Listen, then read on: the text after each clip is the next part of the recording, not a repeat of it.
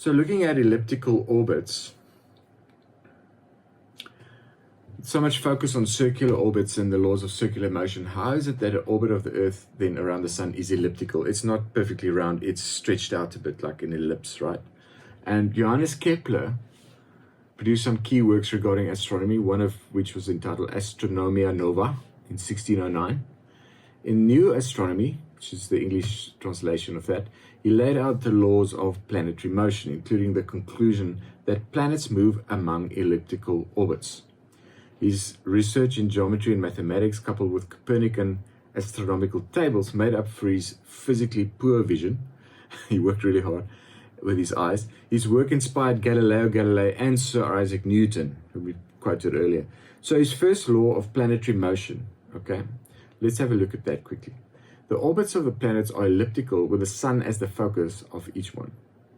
Okay, the orbits of the planets are elliptical with the Sun as the focus of each one. While a circle only has one focal point, an ellipse has in fact got two focal points. So if you take string, and I'm just going to use this cord.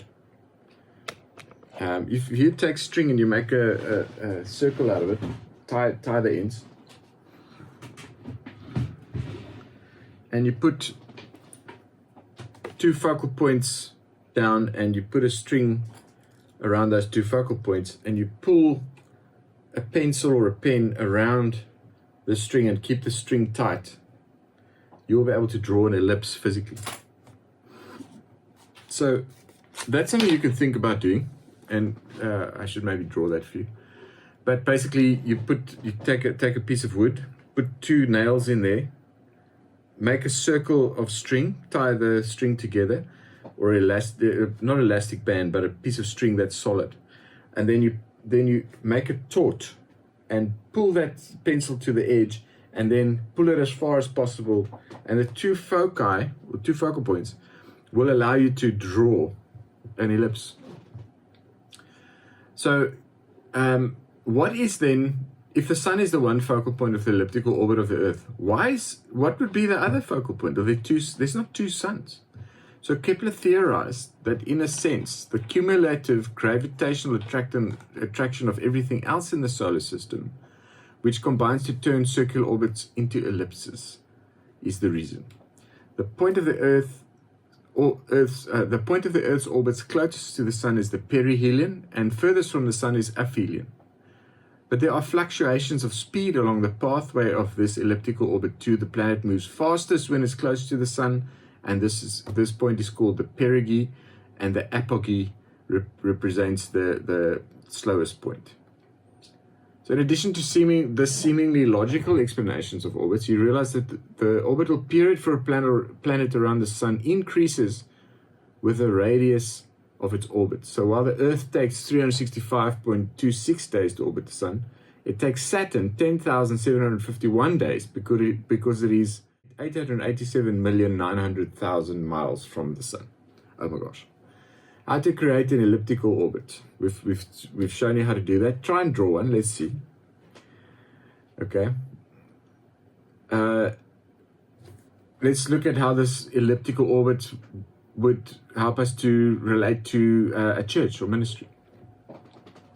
So we know that everything in the universe attracts everything else in the universe. So we're attracted to the Sun, we orbit the Sun, but we're also attracted to all the other mass in the universe, which allows for an elliptical orbit.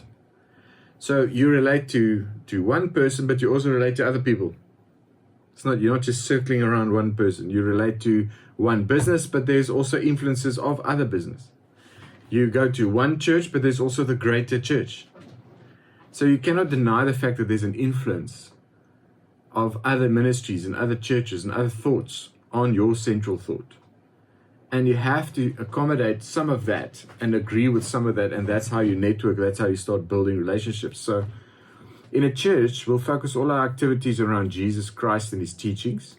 So every local church activity is orbiting around the central focus of seeing Christ formed in people with the centrifugal and centripetal forces of motion in balance. We commanded to love God and people, that's the communion, but we're also commissioned to go and make disciples, that's the commission. The communion is the centripetal, the commission is the centrifugal, inward and outward forces in balance. If we just reach out and we never come together, there will be something lacking in our communion, and there'll be something lacking. We'll be pouring out all the time but never being filled up.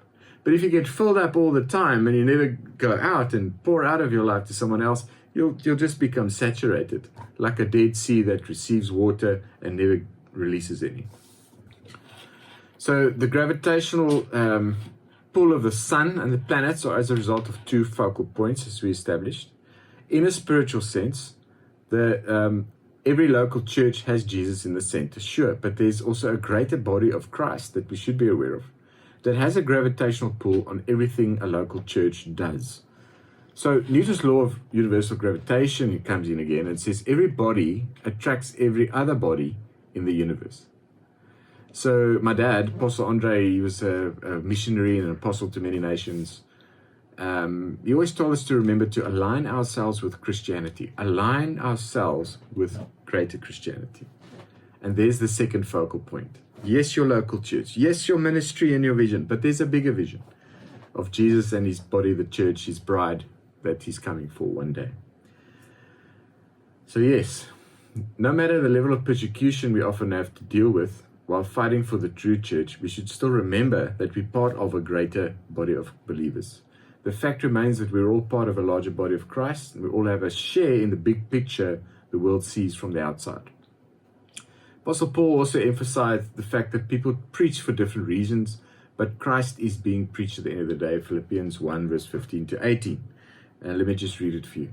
Some indeed preach Christ even from envy and strife, and some also from goodwill. The former preach Christ from selfish ambition, not sincerely, supposing to add affliction to my chains, but the latter out of love, knowing that I am appointed for the defense of the gospel. What then? Only that in every way, whether in pretense or in truth, Christ is preached, and in this I rejoice. Yes, and I will rejoice. So it's not always possible to hold hands with everybody in Christianity. Don't even try. Let the Lord create divine connection moments based on your orbits, based on your gravitational pulls.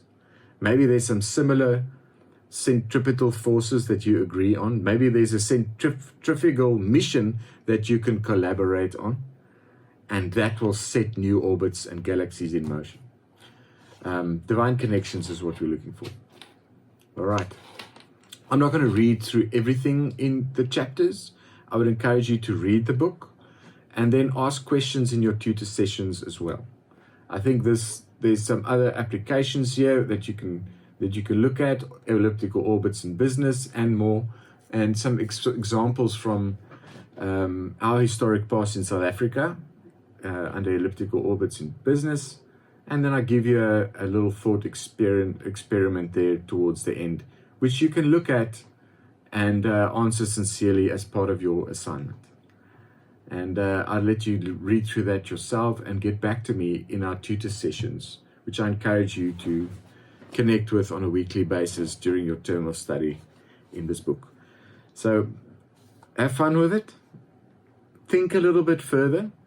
Do those thought experiments and take your time with it, and be sincere and honest about it, because that's going to give you momentum.